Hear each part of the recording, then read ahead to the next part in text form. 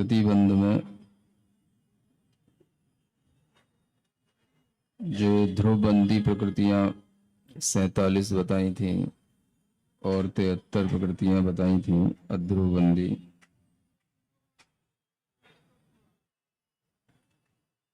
इनमें कुछ अप्रतिपक्षी और सप्रतिपक्षी दोनों तरह की प्रकृतियों का वर्णन बताया गया था। ये सब तो समझ में आ ही गया था कि प्रतिपक्षी का मतलब क्या है ना। जो भी ये 9 कषायों में, अब वैसे 9 कषायों में जोड़ा तो हास्य रति और अरति शोक का होता है। जोड़ा तो हास्य रति एक जोड़ा माना जाता है और अरति शोक ये जोड़ा माना जाता है। लेकिन जब प्रतिपक्षी प्रकृतियों के बारे में बात आएगी तो हास्य रति ये प्रतिपक्षी नहीं है। हास्य की प्रतिपक्षी शोक होगी और रति की प्रतिपक्षी अरति होगी, है ना। ऐसा ध्यान में रख करके, क्योंकि इनमें से एक एक का ही एक समय पे बंद होता है, किसी एक का ही। रति का बंद होगा तो अरति का नहीं होगा, अरति का होगा तो रति का नहीं होगा, हास्य का होगा तो शोक का नहीं होगा, शोक का होगा तो हास्य का नहीं होगा। इसी तरह से जो वेद हैं ये भी परस्पर में सब प्रतिपक्षी होते हैं। पुरुष वेद, स्त्री वेद, नपुंसक वेद, है ना। किसी एक वेद का ही 3 में से बंद होगा तो ये प्रतिपक्षी कहे जाएंगे। ऐसे ही 5 जाति में से किसी एक जाति का ही एक समय पे बंद होगा तो ये प्रतिपक्षी हो गए। तो इस तरह से ये प्रतिपक्षी का जो स्वभाव बताया था वो अत्यंत स्पष्ट था, है ना। 4 गतियां हैं तो वो भी प्रतिपक्षी हो गई। तो इस तरह से ये जो प्रतिपक्षी बना,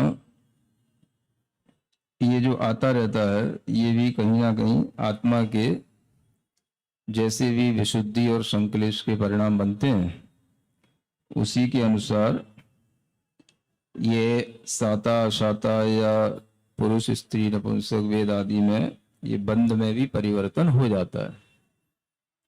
तो ये बंध में परिवर्तन किसी भी तरह से, किसी भी मतलब परिणाम के माध्यम से बदल सकता है, ये है ना। जैसे पुरुष वेद का भी बंध हो सकता है, जहां तक बनता है, जहां तक स्त्री वेद के बंधने का अध्वान है वहां तक। अब वो तो फिर जब दूसरे गुण स्थान से ऊपर हो गया तो सब छूट ही जाएगा स्त्री वेद का। तो उससे पहले भी अगर मान लो है तो मिथ्यात्व है, संक्लेश है, संक्लेश है तो विशुद्धि भी है कभी। तो वह जो संक्लेश विशुद्धि में अंतर होता है, इससे इन बंध प्रकृतियों में अंतर पड़ता रहता है ना। तो इस तरह से ये बताया गया था। और फिर अंत में ये भी कहा गया था कि ये जो 7 प्रकृतियों को छोड़ करके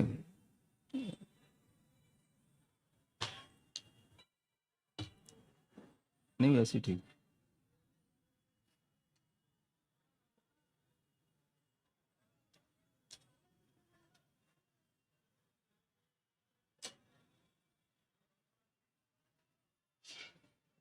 सात प्रकृतियां जो ये बताई थी, तीर्थंकर, आहारक, द्वेक और 4 आयु, है ना। तो इनका भी जो है निरंतर बंधने का काल जगन्य से अंतर्मुहूर्त बताया था, है ना। और बाकी की जो प्रकृतियां बची 73 में से 7 प्रकृतियां कम होने पर जो 66 प्रकृतियां बची थी उनका निरंतर बंधने का काल जगन्य से एक समय है, ये विशेषता बताई थी। तो इसी विशेषता के साथ में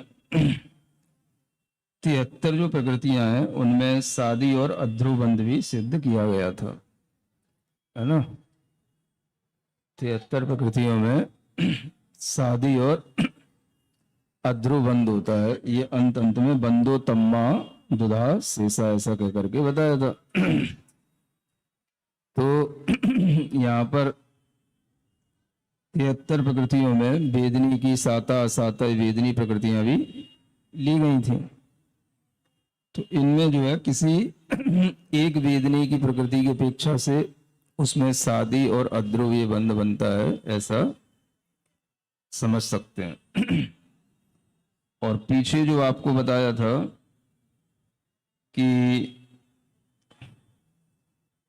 जो वेदनी कर्म का